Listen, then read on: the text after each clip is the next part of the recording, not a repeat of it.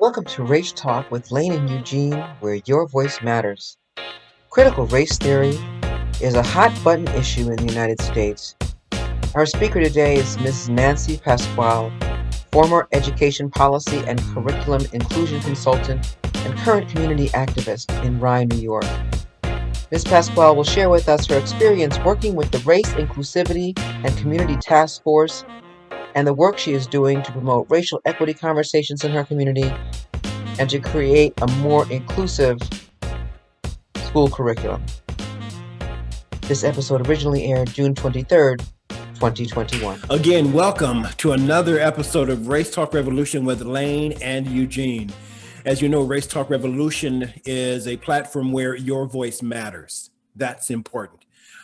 So our topic today is critical race theory, something that's been going around lately, kicking up a lot of dust, as I like to say. And our speaker today is Miss Nancy Pasquale. She is a former education policy and curriculum inclusion consultant and current community activist living in Rye, New York. Ms. Pasquale will share with us her experience working with the Race and Inclusivity and Community Task Force in Rye and the work she is doing to promote racial equality, racial equity conversations in her community. But before we hear from her, we will look at a brief presentation about what critical race theory actually is. And then after we hear from our guests, we want to hear from you. Now, usually we do a Q&A, but this time we're going to do something a little different. We're going to have more of a conversation, and we'll talk more about how that will look as we proceed here. We're going to be asking what your thoughts are on critical race theory. Is it something that's a positive tool for change, or is it a force for destruction? So what are the dangers of supporting it, and maybe what are the dangers of banning it? Is there a middle ground solution?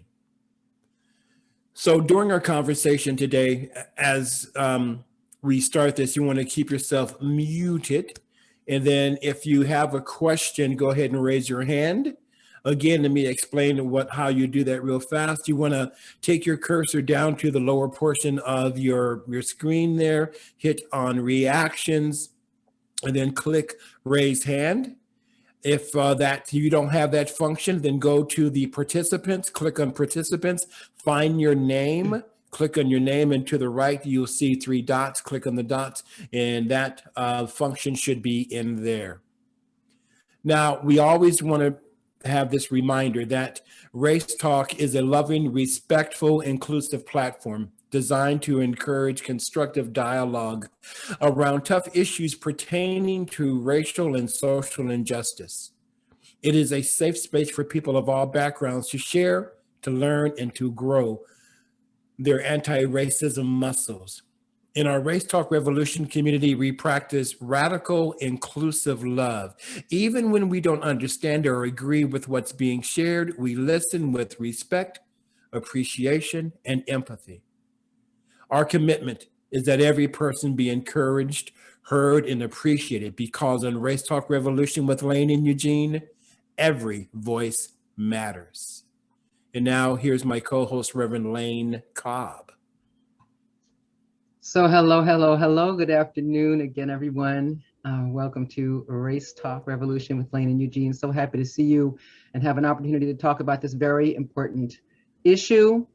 Welcome to our first timers today as well. And I will be sharing my screen. I have a very brief PowerPoint. Please don't judge my PowerPoint skills based on this PowerPoint. There are a lot of words on this slides. So if your eyes are tired, just listen. Following that, we'll listen to our guest, Nancy Pasquale, and as Eugene said, we'll have a conversation. So Eugene, if you'll keep an eye on the waiting room, I'll share my screen.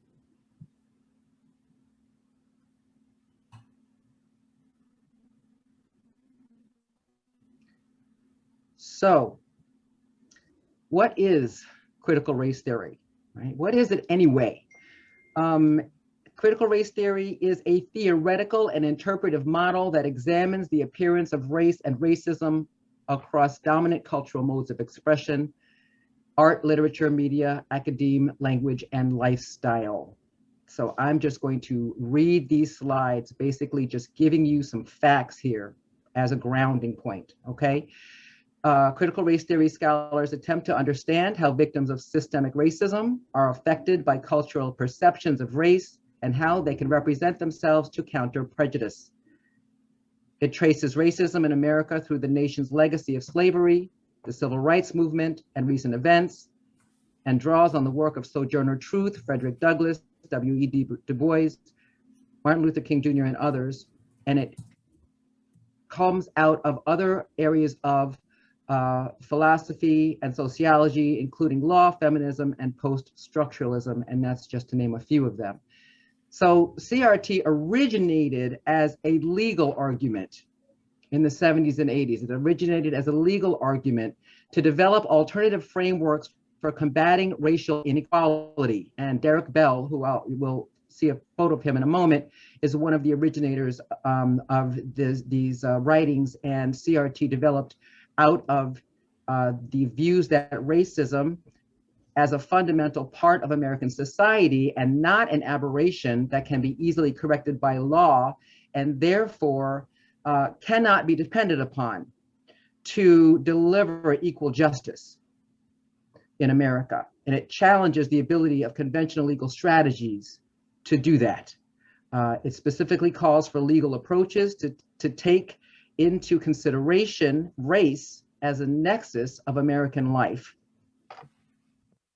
It was born out of the realization by legal scholars and lawyers and activists that many of the advances of the civil rights era had stopped and in some cases were being reversed, and we've seen that. So this is Derek Bell, and a quote from Derek Bell: "It appears that my worst fears have been realized. We have made progress in everything, yet nothing has changed." So the original basis for the legal arguments, again, is that racism is a fundamental part of American society and not an aberration that can easily be corrected by law. Here's a couple of big ones. Any given culture constructs its own social reality in its own self-interest. And in the United States, this means that minorities, and when I put any and all, it's all minorities, those minority interests are subservient to the system's self-interest. And that the current system of law, built by and for white elites, will tolerate and encourage racial progress for minorities only if this promotes the majority's self-interest. Now remember, this is out of the scholarly writings in the 70s and 80s. This is some people, some CRT scholars currently hold these beliefs. These are not the tenets that are generally being talked about.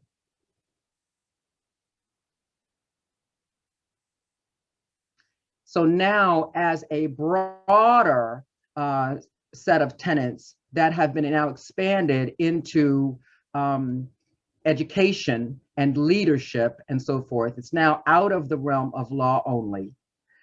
These are the basic tenets now as they are broadly understood: that race is a social construct and not a biological reality, and that it is socially significant. So when people talk about we don't see color, it doesn't hold water for CRT proponents. It is socially significant what race or culture someone identifies as. Racism is a normal feature of society and is embedded within systems and institutions that replicate racial inequality. The systemic nature of racism bears primary responsibility for reproducing racial inequality. Therefore, as I said, meritocracy and colorblindness are not valid measures or standards for growth or the well-being of a society. Scholarship that ignores race is not demonstrating neutrality, but is adhering to the existing racial hierarchy. People's everyday lives are influenced largely by study and knowledge. Therefore, scholarship must embrace the lived experiences of people of color, including those preserved through storytelling, and reject deficit-informed research that excludes the epistemologies of people of color. So that means that just because something is not recognized in the height of academe as valid does not mean it isn't valid, because who's recognizing it, basically. So these are the broader basic tenets of critical race theory. So as a movement, critical race theory started in 1989. The first annual workshop on critical race theory signaled that becoming a unified movement. And again, now it's expanded beyond legal studies, as we know, into education, political science, American studies, and ethnic studies. It has produced now several offshoots that focused on the lived experience of Asian Americans, Latin Americans, Native Indigenous peoples, and LGBTQ peoples. It embraces the concept of intersectionality. Intersectionality is the concept that race intersects with other identities, including sexuality, gender identity, and class. And Kimberlee Williams Crenshaw is the legal scholar who coined that term intersectionality about 20 years ago. And she is a CRT scholar. She is a feminist, and she did not intend for intersectionality to become a CRT concept, but you'll see at the end of this PowerPoint, we'll hear a little bit from her about what that means in terms of education. And the CRT movement acknowledges that the legacy of slavery, segregation, and the imposition of second-class citizenship on BIPOC people of color continues to permeate the social fabric of America. So far, probably everything we already understand, right? Depending on who you talk to. So now, what's the purpose here? What does CRT provide for us? Well, in terms of education, it provides for an alternative to the predominance of curricula that excludes the history and lived experiences of people of color and imposes a dominant white narrative of history. It provides an alternative for deficit-oriented instruction that characterizes students of color as in need of remediation. It provides an alternative for narrow assessments used to confirm the narratives about the ineducability of children of color. An alternative for school discipline policies that disproportionately impact students of color and compromise their educational outcomes. And it provides a way to examine school funding inequities and the persistence of racially segregated education. So CRT is attempting to create a solution for these problems that have that continue to impact American citizens, and not just people of color. So scholarly inquiries that are aligned with CRT are some of these questions. And I found this very, very easy to understand. This connected some dots for me. What is the significance of race in contemporary American society? Where and in what ways and to what end does race appear in dominant American culture and shape social interaction? What types of texts and other cultural artifacts what types of texts and other cultural artifacts reflect dominant culture's perceptions of race? And this is important because this is the whole thing about the statues being torn down. How can scholars convey that racism is a concern that affects all members of society? And that is so important to me. That is such an obvious thing that I think a lot of people who are anti-CRT are missing. How does racism continue to function as a persistent force in American society? How can we combat racism to ensure that all members of society experience equal representation and access to fundamental rights? And I feel like that is very important right there, because anti-CRT proponents are saying that we want to squelch a segment of society. And really, in reality, we want equal rights for everyone. And when I say we, I mean CRT proponents. So I guess I'm aligning up on that side of the fence, I guess. And how can we accurately reflect the experiences of victims of racism? We want our story told. So as of now, 20 states have introduced anti-CRT bills. 5 states have signed them into law. And according to anti-CRT sentiment, CRT is anti-American. It is divisive and racist. It reinforces the victimization of people of color and the negative narratives about people of color, the intellect and abilities of people of color.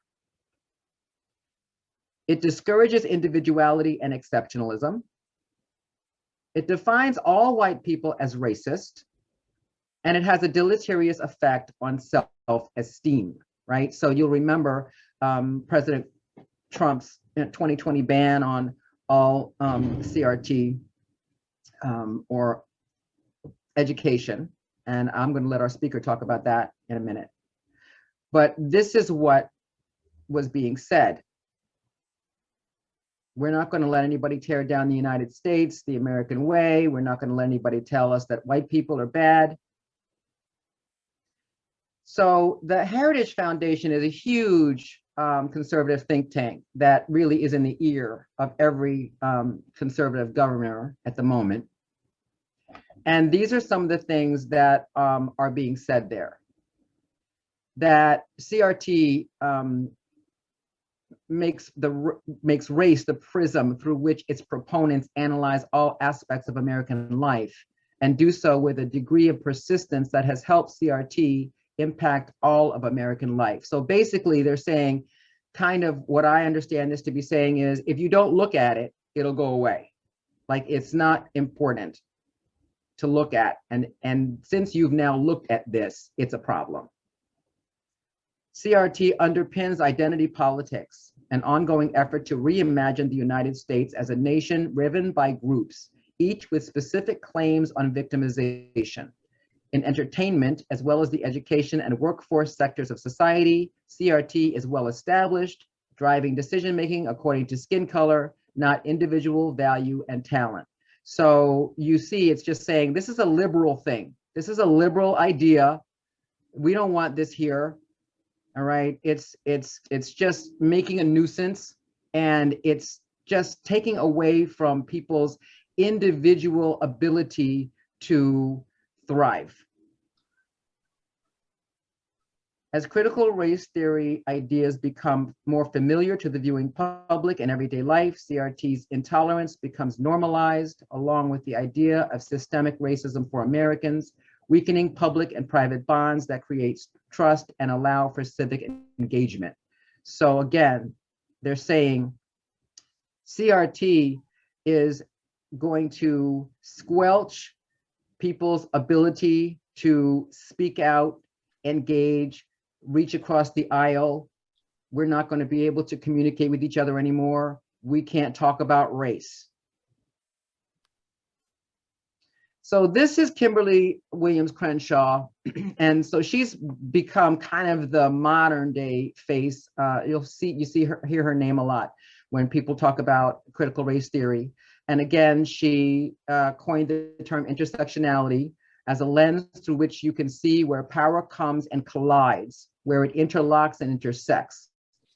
It's not simply that there's a race problem here, a gender problem here, and when she says here, she's talking about the United States, and a class or LGBTQ problem here. Many times that framework erases what happens to people who are subject to all of these things. And Williams Crenshaw is the director of the Center for Intersectionality and Social Policy Studies, and she is a co-founder of the African American Policy Forum. And out of that African American Policy Forum came our movement, Say Her Name.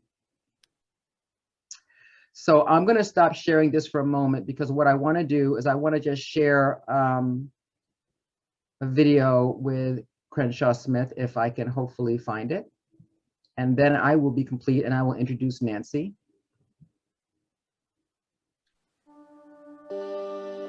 Got it? There we go. Intersectionality is just a metaphor for understanding the ways that multiple forms of inequality or disadvantage sometimes compound themselves, and they create obstacles that often are not understood within conventional ways of thinking about anti-racism or feminism or whatever social justice advocacy structures we have. Intersectionality isn't so much a grand theory, it's a prism for understanding certain kinds of problems. African American girls are 6 times more likely to be suspended than white girls.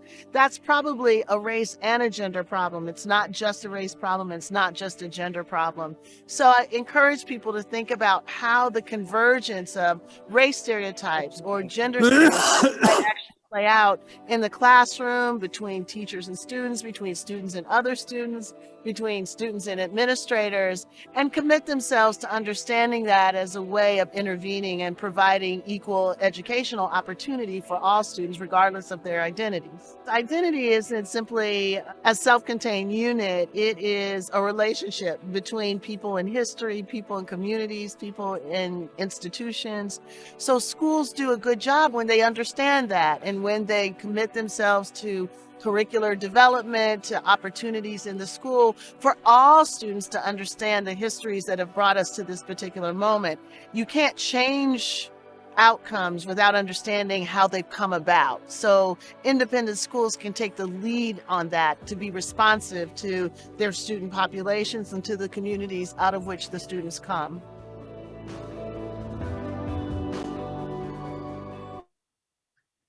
All right, so thank you all for sitting through that. I hope that you found that informative. Okay, good. So I'm going to introduce Nancy.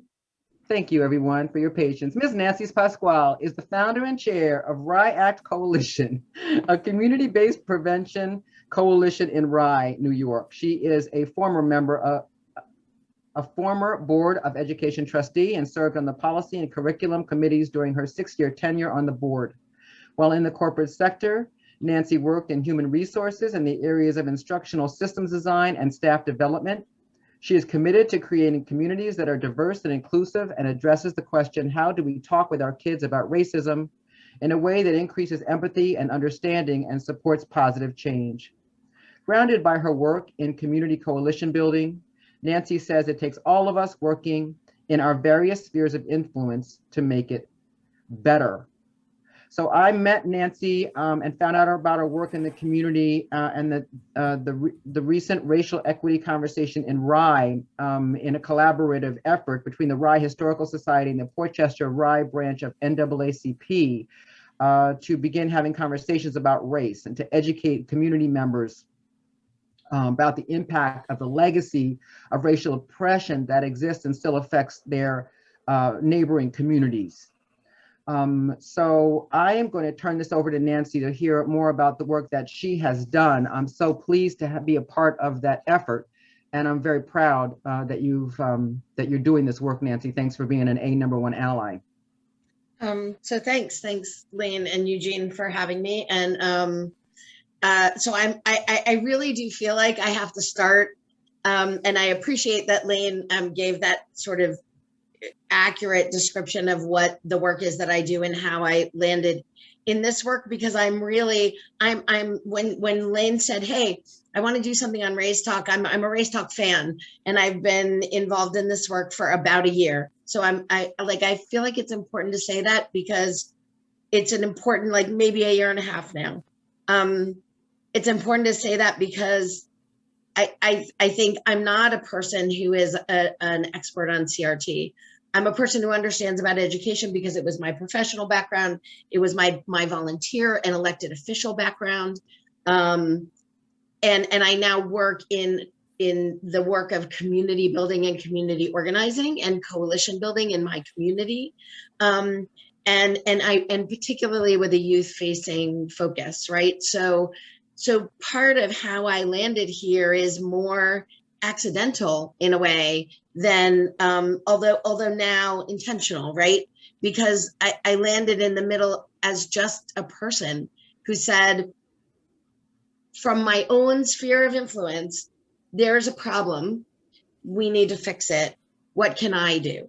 What are the parts that I can do? There are a lot of parts that I can't do, but there are parts that I can do. And what are those? And how can I make an impact? And so I'll share a little bit of history about sort of a timeline of some things that have been going on in Rye. And I think that story is important because we really serve as sort of a microcosm of the larger national debate and conversation. And that's what I think makes our story a little interesting. So Rye is a really small community. It is a small city that used to be part of the town of Portchester. So there used to be a town of Rye, of which the village of Portchester, the village of Ryebrook, and the city of Rye were all a part. Now, as of 1940, I believe it's either 41 or 42, Rye City incorporated as separate from the town of Rye. And there's a village of Portchester, a town of Rye, a village of Ryebrook. And Jean, I wonder if you could share a little bit about demographics in Rye, because I think that it's relevant to talk about those in the context of this conversation. Sure.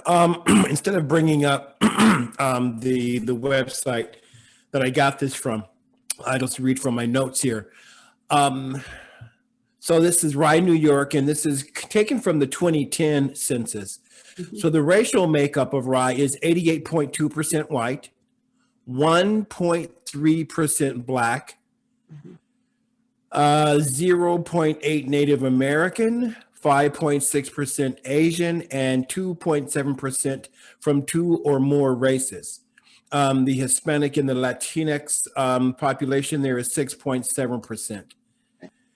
The economics of Rye, New York, Rye is ranked 30th among America's richest towns. Is there anything else you want me to share on that, Nancy? No. So part of the reason that I think it's important to talk about that and think about that is that in a few minutes, you're going to hear me talk about some things that have gone on in our community where folks have talked about the fact that racism isn't a problem that we have here. And why are we talking about this? And to live in a community and to understand, if we understand the history of how our community came to be a community, an individual entity community, and to live in a community that is 88 point whatever it is percent white, and to not think, and to even for half of a second imagine that we don't have a problem with race is preposterous to me. But I think that that's important. I think it's also important to think about that when we think about that idea of intersectionality, that there is an intersectionality of race and class that is important to recognize in our community and makes conversations about race particularly difficult. Because we're talking socioeconomically, there are fewer than 3% of the students in our schools who qualify for free or reduced lunch. So I as a former school board member, that's a number that I know and understand. And it may even be lower than 2%, right? So we're not just talking about the 1%. We're in fact, in many cases in our community, talking about the 1% of the 1%. And that matters because fundamentally, there are aspects of, there are things about our community and about how it was formed that are very much embedded in things like redlining, right? Decisions about wanting to have our own schools, right? So there was a huge case in the 90s. There's a great ProPublica article about Westchester County and its inability to desegregate that, and Rye is featured as one of the communities that is not complying with a law. So again, if we go back to that idea of how CRT started, and CRT started with law, that this notion that that laws can exist that protect, but if those laws are enforced in a way that reinforces and perpetuates a biased narrative, because those laws are made and controlled by people who have a vested interest, and in many cases, that vested interest is financial and power related, right? So if those laws are being held up by people who have a vested interest in perpetuating them, laws in and of themselves don't make all the difference, right? And that's one of the reasons why it was in the legal realm that CRT first started, right? We have these laws, we have civil rights laws. Why isn't it better? Right? That's what they were looking at. Why isn't it better? And the fact that it perpetuates to this day in communities like ours is steeped in that. The other piece, so I'm going to kind of give you a timeline of some things that went down in our community, and I'm going to start in January of 2020, when there was a huge, and again, this speaks to sort of the intersectionality question.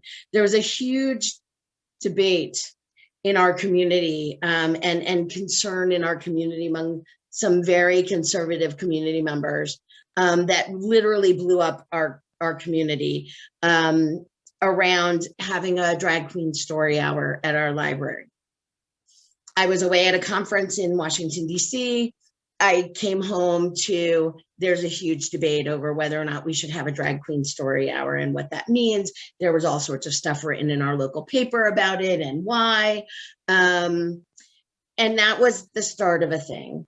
Let me stop you for a moment, Nancy, just to make sure everybody knows what a drag queen story hour is.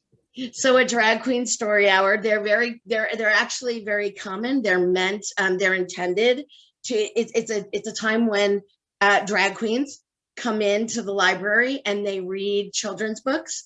And the purpose of that to children, like it's literally like a storytelling hour that features a drag queen doing the storytelling. And the purpose, of course, is to raise awareness, to reduce stigma, to help normalize the experience of LGBTQIA plus members of the community, and to help expose children to the fact that there are lots of different kinds of people that look lots of different kinds of ways. As many of us know, it was trans Black women that were involved initially in things like Stonewall, right? Like, and fighting for LGBTQ rights. So there's that intersectionality there.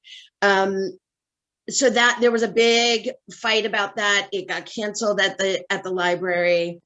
A few months later, of course, we all know COVID happened. The murder of George Floyd happened.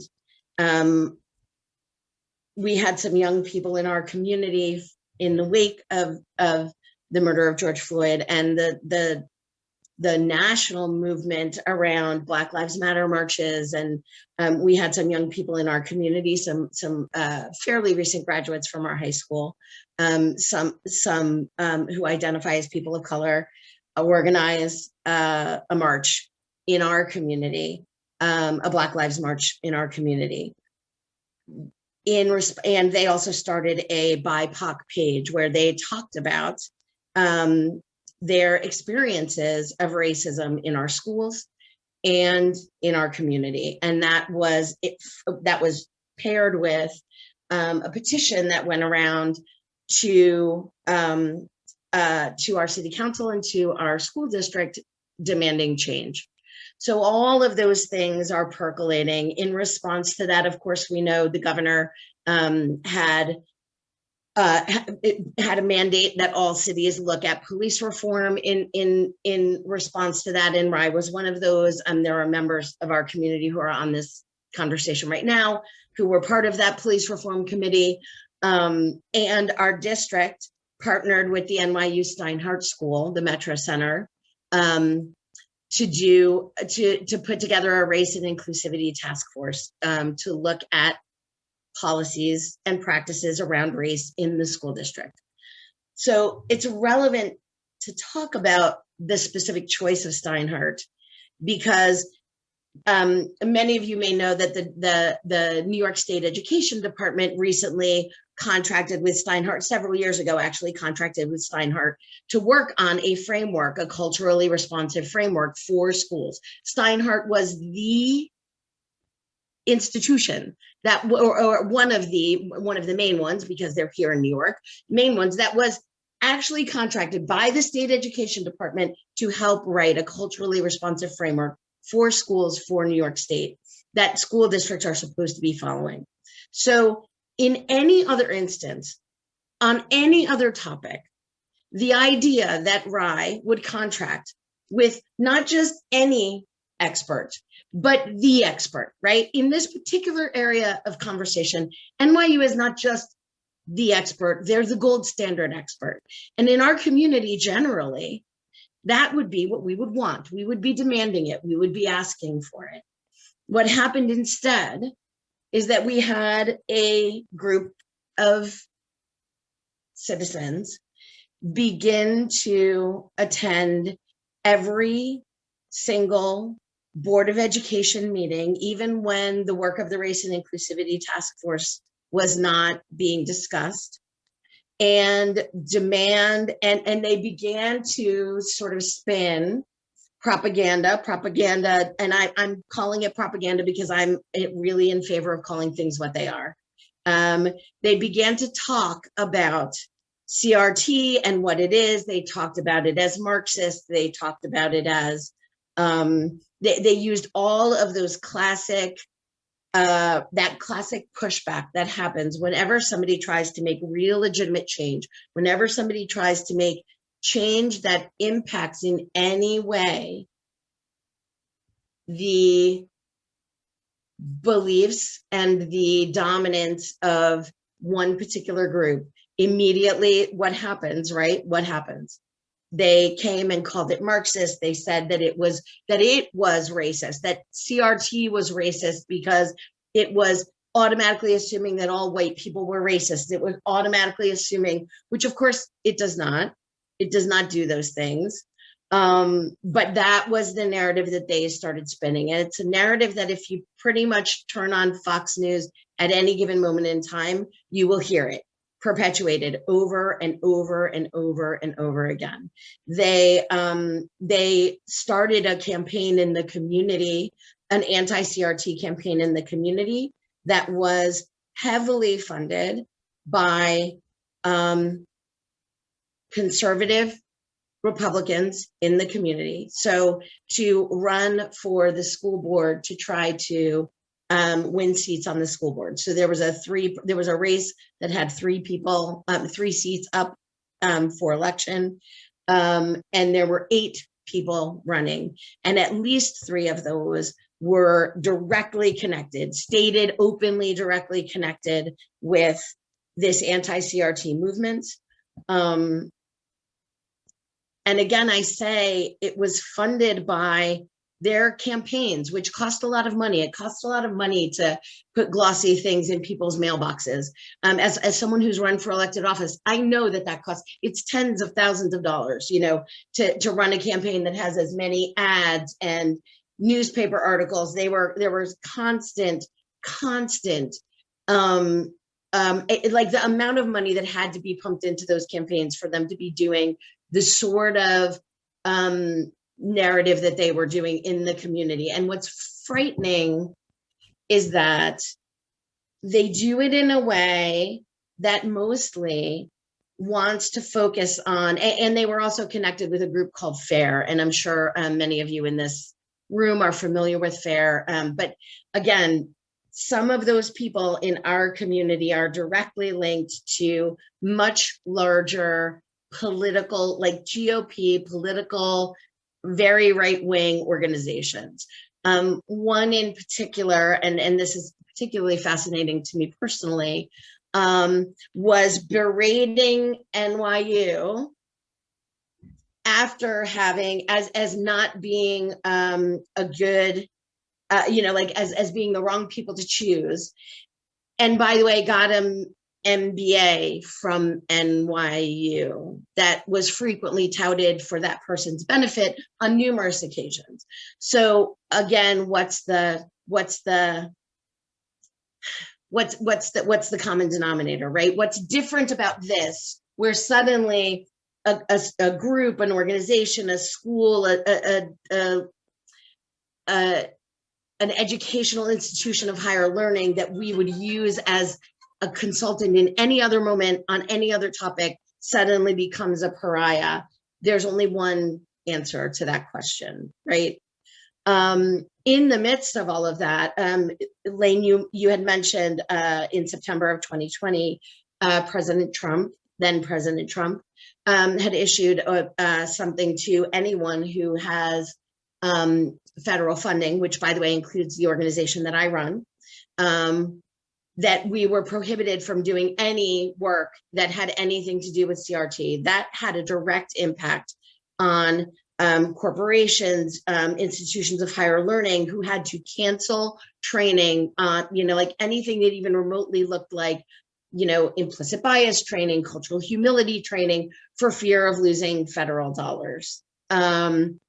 We were in the middle, when that came down, I was in the middle of using federal dollars from the grant that funds my work to bring implicit bias and cultural humility training to a group of young people in my community with whom I work.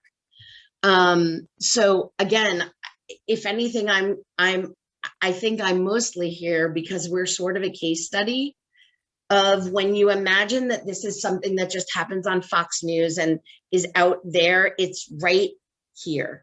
Like it's right here in our communities, this thing that happened in our community. And we had to mount an incredible grassroots election, like voting, like voter turnout campaign to basically keep those folks from being elected. Fortunately, we were successful in that effort, but they're not going quietly. They continue. So when we think about and what we learned in the middle of all of that is that it wasn't just Rye, it's happening all over the country. I literally happened to turn on Fox News, which I try to avoid because it's mostly bad for my health. But every now and then I'm passing through and I happen to see on my screen across the bottom on Fox News, this guy, Christopher Rufo, who was the person behind sort of this CRT is bad, CRT is racist, we need to, he's really the guy who started the Republican machine coming out against racism, that drove President Trump's executive order, which President Biden has since overturned, thankfully. But again, they're using this as what they basically were putting on the screen are ways that you can help. And it was get involved in local elections, get involved in school board elections, get involved in the midterm elections, right? They're using it as fodder to sort of do that flip. And what is frightening is that they do things like, so I'll give you a great example. In the midst of all of this furor over, it was pretty ugly and nasty, over this school board election, a concerned parent tried to gather some people to go for a walk and take the conversation off of social media and into the realm of let's just walk and talk and talk about what we can do and where we want to go and how we can work to make this better in the community. And these people showed up.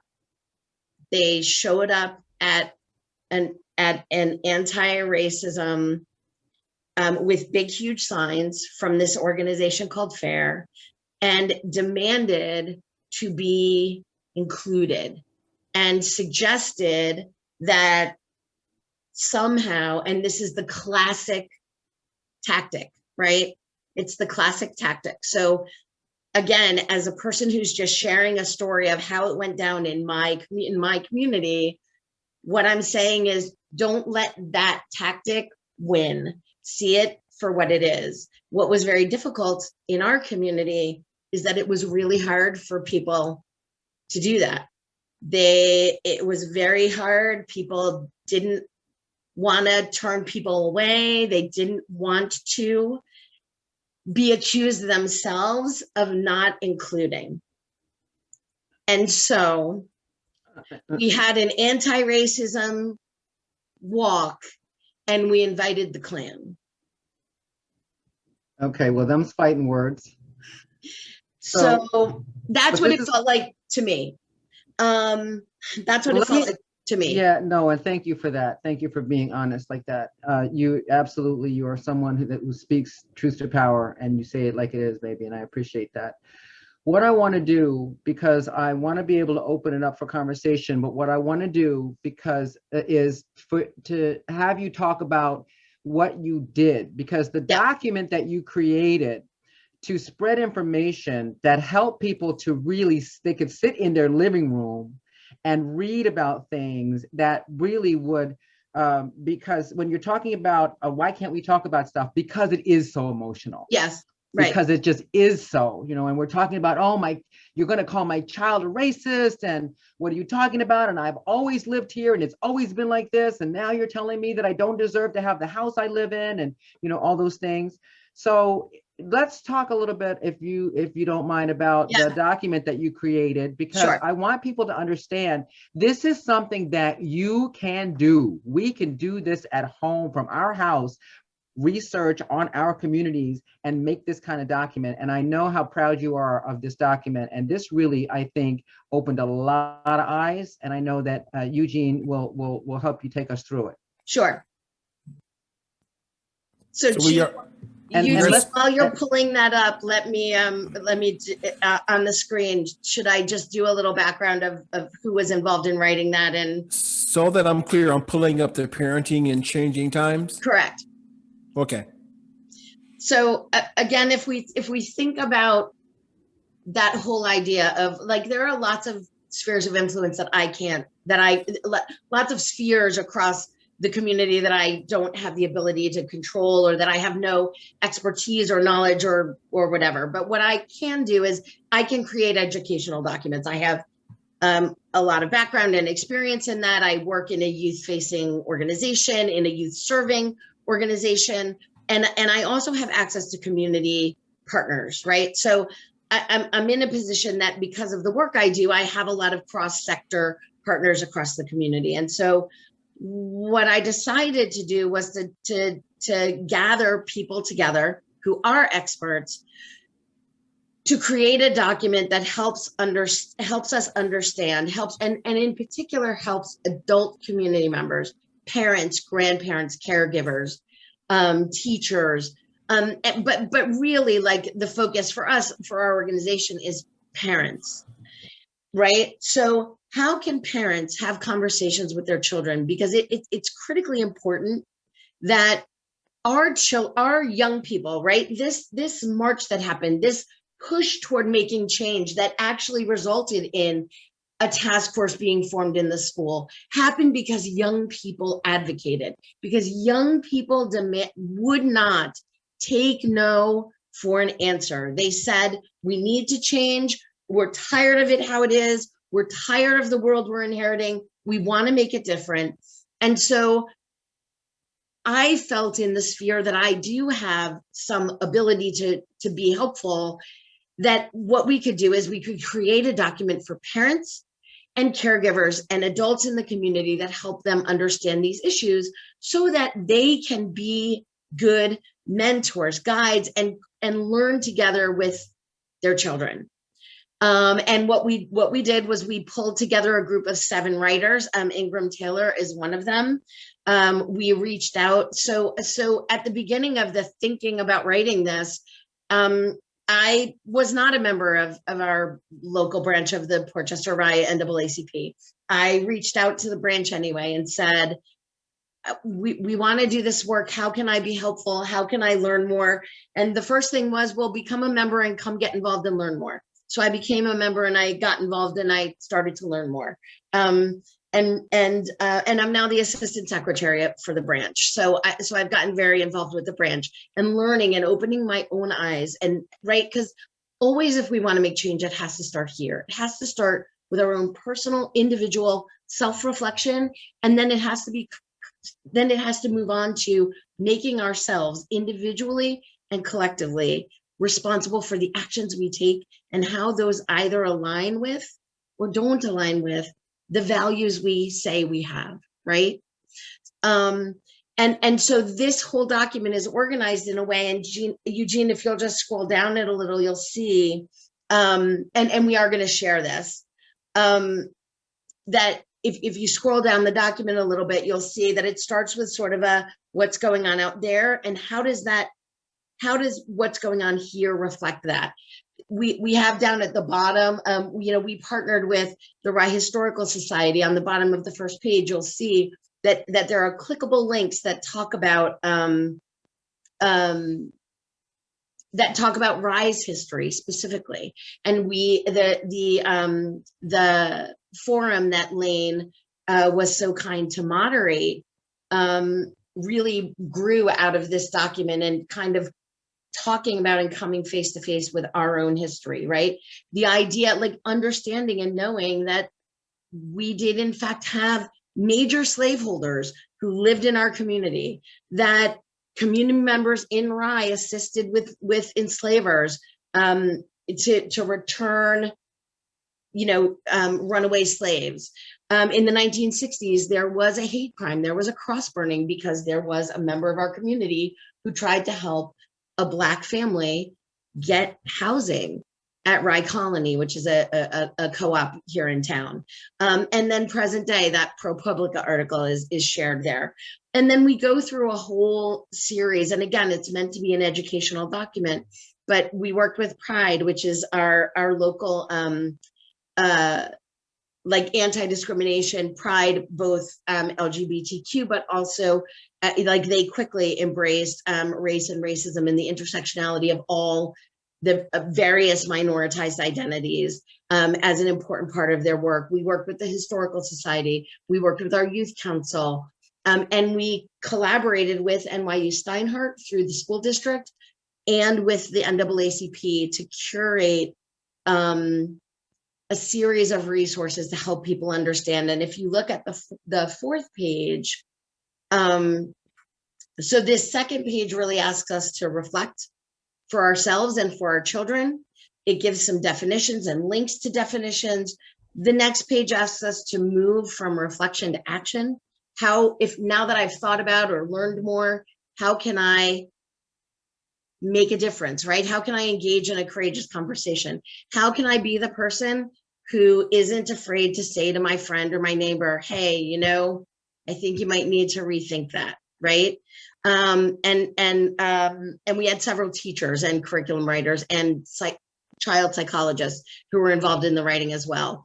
And then on the last page, literally every single line of text is a link, a live link to a place where you can go to get more information. And we put a lot of focus in this instance on resources for starting those courageous conversations, right? And there are a number, and the majority of these came from either NYU Steinhardt or the education committee at the NAACP branch. So again, this is just a way to start that, right? And because we knew the review committee was happening, we gave a link so that people could keep up to date and stay informed. Because we knew the task force was happening, we gave a link to help connect people to stay informed about what was happening there. And then at the bottom, obviously, links for how people who might be able to get involved, including promoting membership in the NAACP or getting involved with the Human Rights Commission, and then where they can go for help, which involve those two organizations as well. So this is just one place to start, right? So I can't do all the things. This is a thing that I know a little something about how to do. And what I guess I would share, and that we all share in this room always, right, is what can I do? It looks different from what you can do. And making it better requires that each of us figure out what that thing is and do it every day, 100% of the time, all the time, and recognize and see things like what happened at that walk when that group showed up, and know it for what it is, and call it out, even, and that's a hard thing in a community like mine, because there's a lot of social status and social pressure is, and fitting in and being nice and not calling people out when they're your friends, is something that is hard and sometimes lonely. And I would say do it anyway. Thank you. Thank you. Thank you for doing this work. Thank you for being here today. Thank you for just being a loving, inclusive individual. We are going to invite people, please, to begin raising your hands for some comments. I'm going to allow Eugene to now take over. Eugene, one of the things that I find so fascinating about this and that we didn't share is the way that Rye is situated right next to Portchester and how you all used to be all one big town. You did say that you incorporated in order to have your own school system, but we didn't give the demographics of Portchester, which is largely minority and not at all what I would call rich. Right. Right. So, right. Yeah. And so truthfully, Lane, when people say, I don't understand what you're talking about, why are we having this conversation? Rye is not, like, people in Rye aren't racist. I don't know how somebody can say that out loud with a straight face. Yeah, if you got 1%. The very thing of how we came to be is founded in the idea of othering. It's founded in the idea of excluding. It's not an accident, and I have friends on this call right now who will not be happy that I'm saying this, and I'm gonna say it anyway. It is not an accident that a town that is 7 miles square has 6 private clubs. 6 private clubs. And there are probably people who wonder why I would mention that. Except that it's, again, the whole notion of a country club community is that country clubs are built on the face of them. Private clubs are built on the face of them as clubs that are about excluding. They're about deciding who can come in, but more importantly, who can't. And if that is a major part of the social structure in the community in which you live, and the way that your town was founded is based on deciding to be separate, how can we say that this isn't something that we have to come to terms with if we want it to be better? If we want our children to be able to operate in a universe and be part of making a world and a nation that is more just and more equal and more fair, if we can't come to terms with that for ourselves, we are virtue signaling and not really doing the work. Okay, shutting up now. You're gonna be sorry that you invited me. Not even close. Oh. Go for it, Eugene. So we're going to open this up, but I want to, it's interesting. I was looking at the stats on Portchester, and according to 2019 American Community Survey, there were 29,342 people living in the village of Portchester. The racial and ethnic makeup I find interesting. The racial and ethnic makeup of Portchester in 2019 was 30.6% non-Hispanic white, 3% Black or African American, 1.7% Asian, 0.3% some other race, 0.3% 2 or more races, and 63.9% Hispanic or Latin American of any race. Interesting for for this village, for Portchester Village. Just wanted to throw those numbers out there. Oh, man. So we're going to open it up for discussion, questions, comments. So this is going to be just a little bit different, because usually what I ask everyone to do on their questions is to keep the questions and the comments down to about a minute or so or less, and so that we can have other people, so that there's time for others to ask their questions. But we're going to take a little bit longer time because of the immensity of this particular topic, and they're all pretty immense, everything that we do here on Raise Talk. So I have Barbara, who has her hand up. Now, remember, again, when you want to raise your hand up, take your cursor down to reactions, click on reactions, and then click the button that says raise hand. If you do not have that capability or that function on your particular system, go to participants, click on participants, find your name, go to the more, you see the 3 dots, and then click on raise hand. All righty, Barbara, take yourself off mute. Well, first I want to thank Nancy very, very much for coming and talking about both her town and the issues, and what you were able to do is so inspiring.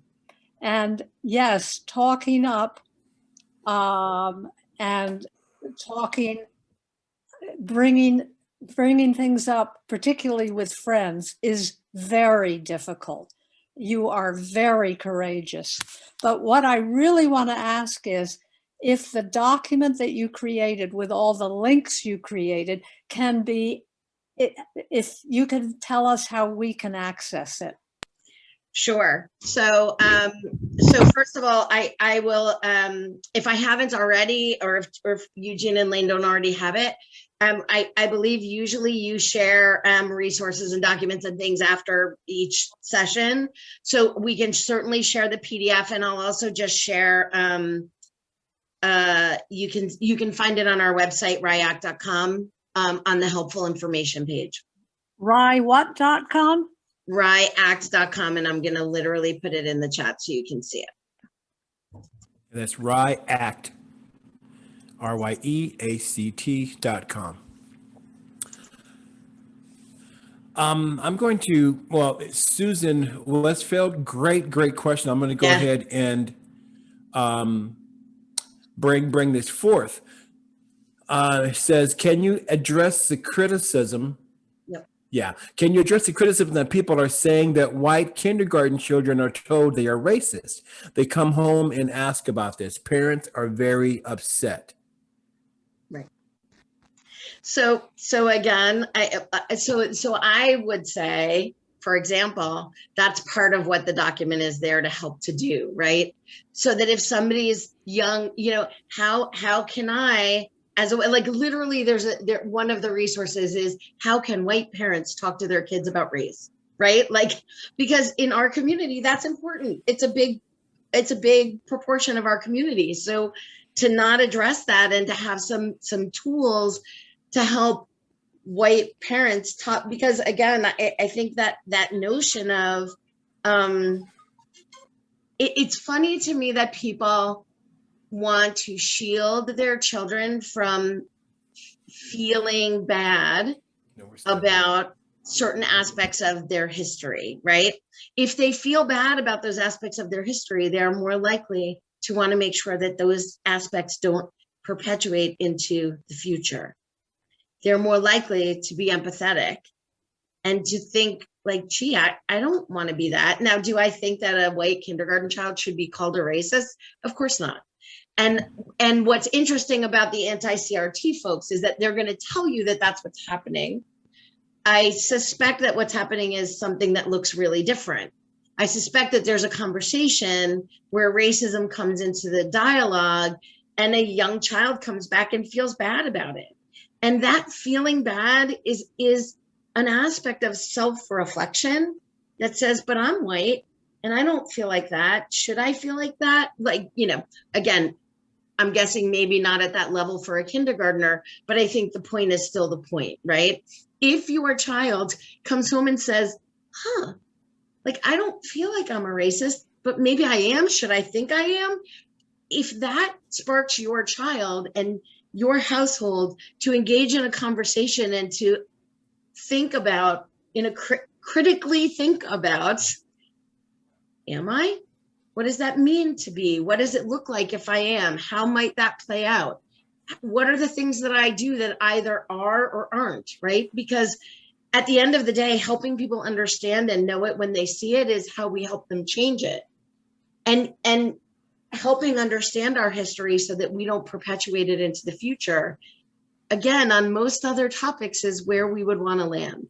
So the fact that we don't want to on this one should tell us that this is not, in fact, pushback based on a difference of ideas. It is pushback based on a fear of losing status, power, control, any number of other things, but it is not about a difference of opinions or ideas, right?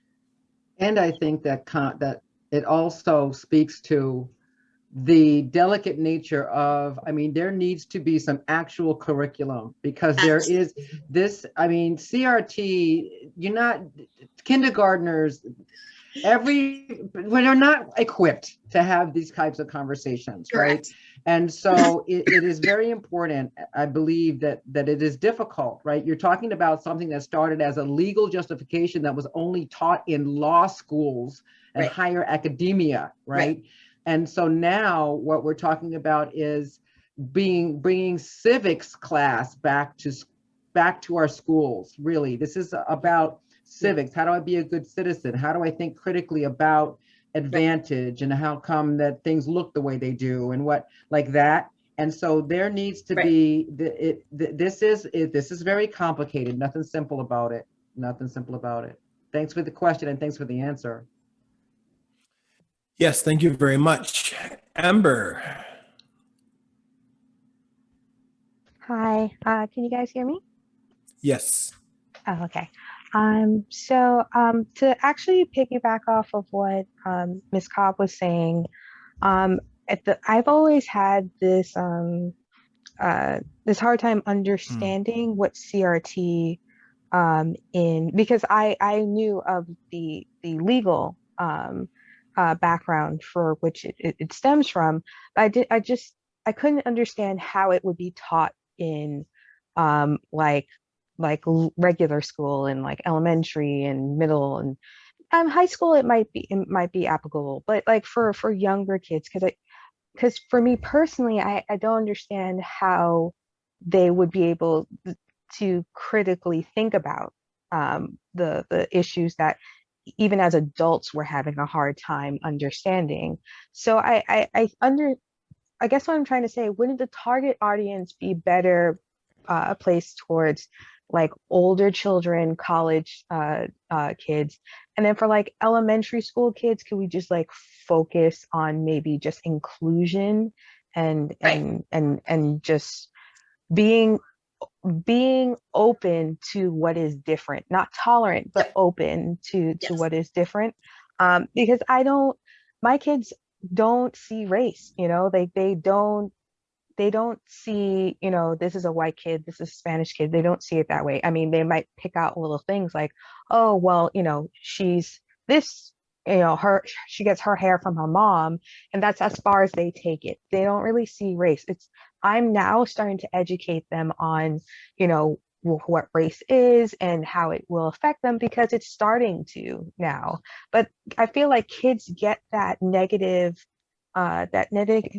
connotation to race from their parents. And if we could just educate the parents and the older people and the older people in their lives, then it'll trickle down to the kids. So these discussions, these laws that they have where they're saying, oh, we don't want this taught to our children.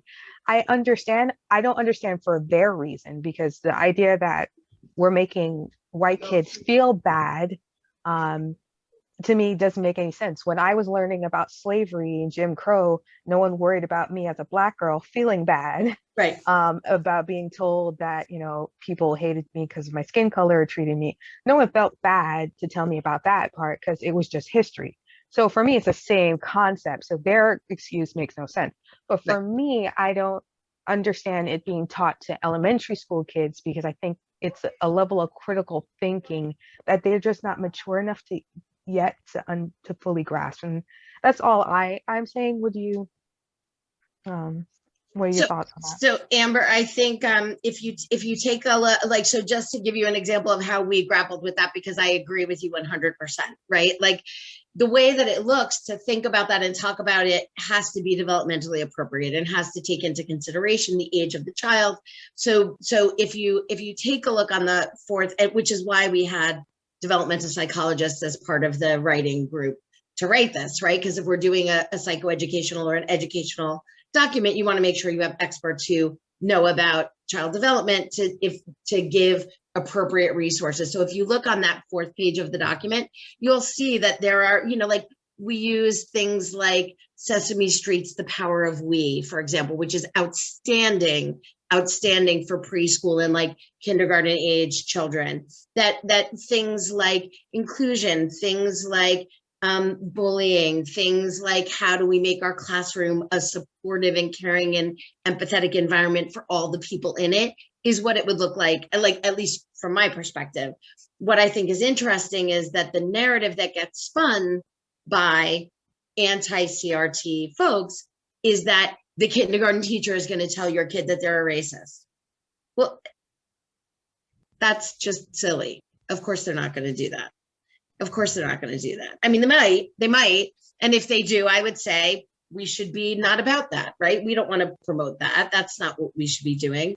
We should be doing age and developmental stage appropriate conversations that build on one another so that as we get older, we grow that ability for empathy, that ability to be open to others, to, that we include curriculum that exposes young children. Like it could be as simple as just making sure that our curriculum exposes young children to lots of different voices and viewpoints, and, and making sure that we have African American and Latinx and, other voices and Asian voices represented, so that they just think that having multicultural events and curriculum, like things like that help foster inclusion and openness. I completely agree with you 100%.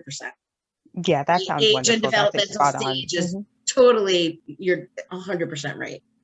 Yeah, because that was what was happening with the classical argument that they were talking about taking them at HBCUs, and I'm just explaining. To me, I was just like, well, do you know any African proverbs? Do you know any African, philosophers? No, we don't teach that. We only teach European things. So for me, for kids to truly understand, as long as they see it, they are okay with it. Right. So introducing them to that type of stuff is a strength-based way, right? Like in a strength-based way to say, this is a beautiful piece of art, for example, by an African artist. Like, what do you see there? What do you think might be, like those sorts of things, and not just in a only victimization and only in need of help and assistance, right? Like those kinds of things build a sense of people just like me. Different from me, a different background, different experiences, but people just like me. Like that's what we're trying to build, right? For young children. Eugene, I see other hands up. Do you want to? Thank you so much. We have Robin, and then Anne, and then Francis. Thanks, Eugene. You're welcome. And, Nancy, I live right across the county from you in Peekskill. So I really appreciate what Amber said about the importance of teaching the parents and the teachers. Yes, we have a job to do. At the same time, I want to lift up that there's extensive research. I teach a course on talking with children about race and racism, and the extensive research that shows that children, because they are sponges who soak up and learn their environment, they're actually learning race and racism from the beginning. And so it's actually not true that children don't see race. They do know that they're not supposed to, and they are very adept at hiding their racial conversations and actions from adults who then think that, oh, my child is innocent and all that. But the evidence shows that by toddler age, by age 3, white kids already know, children already know that white is superior. And you will already find children making friendships and making decisions based on race and racism. And so therefore, although I also agree that it's not it's not appropriate to be teaching kids that, Black people have been oppressed and they're victims, and right, that's not how we want to go at it. Right. At the same time, since our society is not only what parents teach children, the whole society is surrounding them and teaching them racism. So since that is happening, it is really our responsibility to be teaching them anti-racism from the beginning. 100% agree. Thank you. Thank you very much. We have Anne, Francis, and then Robert, and then Jamie. Anne? Hi, Nancy, I just want to say how impressed I am by what you're doing and the courage and the strength. And thank you. I really thank you for doing the work you're doing. And I'm curious how you get a group of white parents who are totally anti-racist, this whole thing, you know, like, how do you get them to even look at that beautiful document that you've created and participate in having the conversations with their children? Because their bias is so anti that. It's a great question. So one of the ways, right, like anything else, when you're trying to put out material and hoping that it sticks, one of the ways is that you put it out as broadly as you can. So we actually partnered with the school district, and that document came out to the parent of every child in our public schools with a letter directly from the superintendent of schools. And part of why we were able to make that happen, right? So part of it is you cast as wide a net as you can, and you hope that somebody looks at it, you know, and says, I wonder what this is about. And certainly with people hearing a lot of buzzing about race and racism and about the furor around those topics with respect to school and curriculum, that there are at least some people who are just going to open it up. And we had tremendous click rate. Like, you know, we went from having like the month before maybe 200 people looking at items on our website to having over 500 or 600, close to 600 the month that we published that. So clearly that was driven by, you know, because what the district provided was a link to it on our website so that I could track and see if people were opening it. So I think having partners that talk about why it's important, the fact that we were doing something that was connected to something that's happening in the schools that parents naturally care about, things that are happening in the schools, and that they're hearing a lot about, I think helps, right? Like I think taking advantage of this moment when there is a lot of conversation about it is part of what, you know, at least somebody's going to open it up. And then following up by having these community conversations where we bring people together on topics. And we started the first one talking about our history, and we invited and we partnered with the Rye Historical Society and the Portchester Historical Society to bring members of both communities together in our Rye Town Park, which is a park that we share ownership of. So even just the idea of, and you know, we had about 30 people there. Is that a lot of people? It's not a ton of people, but we broadcasted and people got interested because they heard about it after, and we'll get more people at the next one. We're going to continue that. Another way is that the next one we're planning is actually planned to be led by young people, some teens and young adults in our community who are working on these areas. Because again, I think any time that you put young people in front of children, you know, in front of parents, they're and community leaders, they are naturally interested in hearing what they have to say. So leveraging all those different ways to get it in front of as many people as possible, I think is helpful. I don't know if that answered your question, but that's what we did. No, it does. Yeah, thank instance. You. Yeah, it's extraordinary. Yeah, thank you. Thank you. Thank you. Thank you very much. We have Francis, Robert, Jamie, and because of time, we'll end with Tyrone. Yeah, I'm, you know, casting back all those years to the playground, and I grew up in a mostly minority elementary school, and what I found was that that racism and colorism and ableism and all those isms they took place out of the sight of the teachers and parents. Mhm. Those things. It was on the playground. It was It was all part of the bullying culture that begins and thrives in elementary school. Yep. And so I'm Recess curious. is the worst. What's that?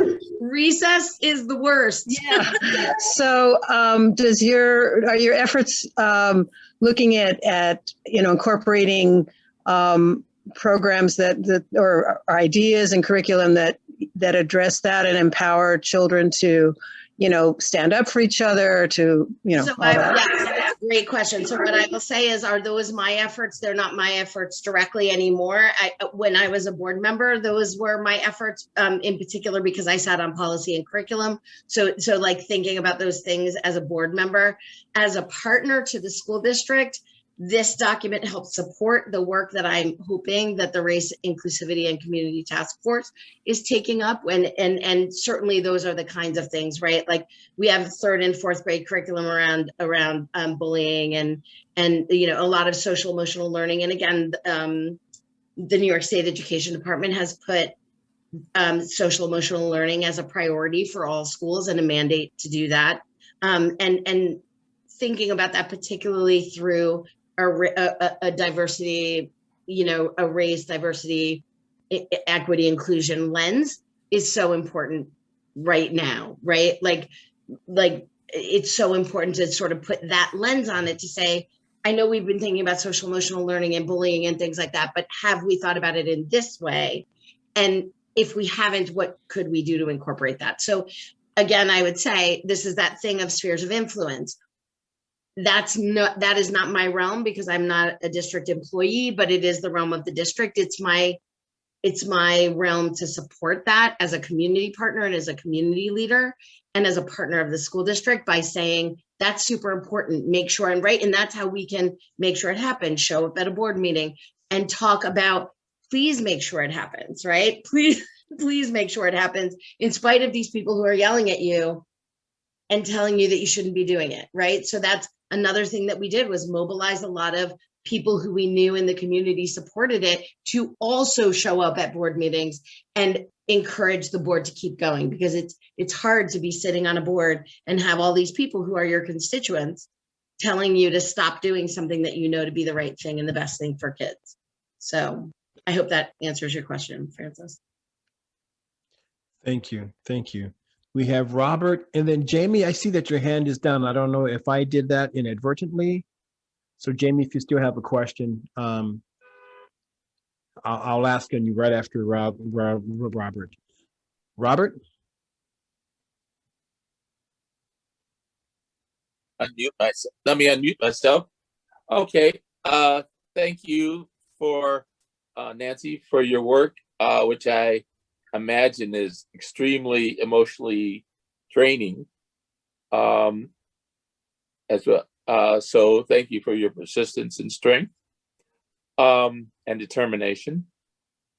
Robert, I guess what kept you're welcome. I'm a white girl. Can we just start there? Like, so my inner story about people doing race relations work or any kind of discrimination work across cultures is that it's very demanding. It's internally just drains you. So I'm glad this white girl has gotten a start. And actually, if we're going to go there, my question, how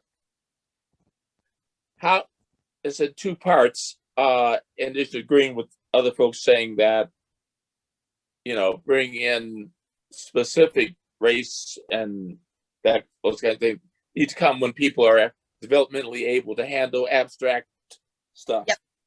Okay, but so I wonder, number one, how you guys handle Native Americans, because I guess I feel, and it's just my view, that us Black folks kind of have a brand that includes civil rights explicitly, and that's been really good for other for racial minorities, for Latinx, for various Asian communities, etc. and that even that has been helpful for even sexual minorities, sort of standing on our shoulders in that sense, in terms of us creating an archetype in this country on that, because you know, okay. But having said all that, I guess I'm wondering, one, how you deal with the group of Native Americans, because I've run into people who are otherwise white people who otherwise can deal with stuff, but dealing with Native Americans and coming into into reconciliation on that, acknowledgement and then reconciliation. And then the other thing is actually white women, because I both women, because I feel like there's been this long 9,000 years oppression of women, but I also feel like there's something screwy going on with white women. And I guess I feel like we can't leave people behind if we're going to survive. It feels like an existential issue to me. So do you guys bring those two aspects into your work, and how do you do it?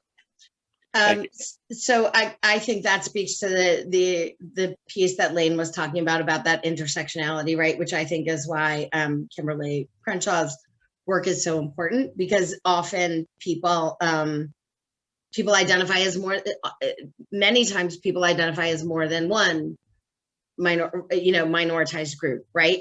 I might be a woman and Black, I might be a woman and Black and trans, right? Right. You might be, so I think, so I would say part of what I do is to help raise awareness and do community building. The work of actually writing curriculum and doing curriculum and thinking about that is someone else's work. But I completely agree that thinking about that intersectionality is, and I'm saying that just to be really clear, that I think it's important to stay in my own lane, right? That's not my lane. That's Robin's lane. I hear you. It's not my lane, right? So, but recognizing and supporting. So I think what I can do as a community leader is recognize and support those things that you just said, and demand through conversation. And by demand, I mean that in a gentle and kind way, but talk about that and bring it up and raise awareness about it, so that when people are thinking, they're thinking in those intersectional terms. Does that, and across all identities that have been marginalized and oppressed, right? And it's important to think about all of them. It's a big job and it's hard, and it's important to think about all of it. Okay, so I'm hearing you say you're doing the work, but you don't have to do it all yourself. That you could work. I can't do it all myself. It's and by the way, none of us can, right? Which is why all of us have to. That's my thing. Like, my mantra always in the work that I do in the community is, I can't do all the work. I mean, I like to imagine I can, and on like really good days when I'm feeling pretty effing fantastic about myself, I think I can. I might even sometimes pretend. But the reality is I have to have really good partners, and I have to know how to leverage them, and I have to know how to build those partnerships so that we're all talking to each other. And one of the things about the particular work that I do is that it and how I think I landed in the middle of this conversation is because my work requires that I do that, I have that access to lots of different partners, and I do bring them together and bring them to the table. And like, really, that is the majority of the work that I do, is the bringing all those people to the table so that we keep having those thoughts together at the same time, right? Across all of those different questions. Good. Wow, thank you. Robert, thanks a lot. We're at the end. Tyrone, let's go ahead and have you do this and keep it succinct, and then I'll turn it over. The thing you ever want to do is call on me last, but it's all right. So great work, Nancy. Great work. Just kidding, Eugene. Great work, Nancy. I just want us to realize that we're watching racism transform before our very eyes. Racism has changed clothes over many generations. And this is an example of it. This whole push now against CRT is really the new conservative narrative. Yep. And it's going to be driven into political circles, and we're going to hear a lot about it in 2022. Yep. If we allow it, So I just wanted to add that. And I also want to say two other things. One is what I love. I think Jesse Jackson first said it, the best disinfectant is sunlight. you know? So the more we shine sunlight, lift up those rocks, shine the sunlight. And what does that mean? That means all of us have to get involved. We all have to have difficult conversations. We all have to be active. So maybe it's a terrible thing George Floyd got killed, but maybe the fact that the pandemic was existing at the time and we all had to put our brakes on and actually look at it, made people feel it pretty deep in their heart. And I guess the last thing, two other things. NPR Radio, for those who may have listened yesterday, had a great piece on CRT and how the Heritage Foundation is being funded by dark money, which is really supporting this and being pumped into these campaigns that are coming up. And on a positive note, I would go back to a comment I made before, is that if you want to get a better feel for what's really going on in this country from a different lens, watch Netflix docuseries called High on the Hog. Amazing little piece looking at this country's experience through the lens of food, the African-American experience. So thanks, Eugene. You're welcome, Tara. Thank you, everybody, for your questions. Let me turn it back over to Lane.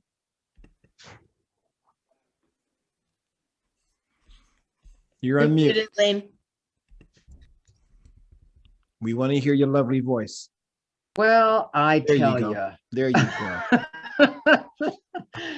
I just want to say thank you. This is not the last conversation we will have about this topic. So absolutely, please study it, learn it, bring all you know. Everybody, thank you for the links you shared. I will be sharing those out in an email as well. Next week, we will be joined by Dr. Edwin J. Nichols. He is a clinical industrial psychologist known for his work called The Philosophical Aspects of Cultural Difference. And he will be talking about the psychological ramifications of COVID-19 on African Americans living in years of stress and trauma brought on while living in a systemic, institutional, white racist society. So, boy, we're getting deep here on Race Talk Revolution with Lane and Eugene. Thanks for being present. We love y'all. Thank you, everyone. Have a good week. Thank you, Nancy. You have been amazing. Thank you so much, sister. See you soon.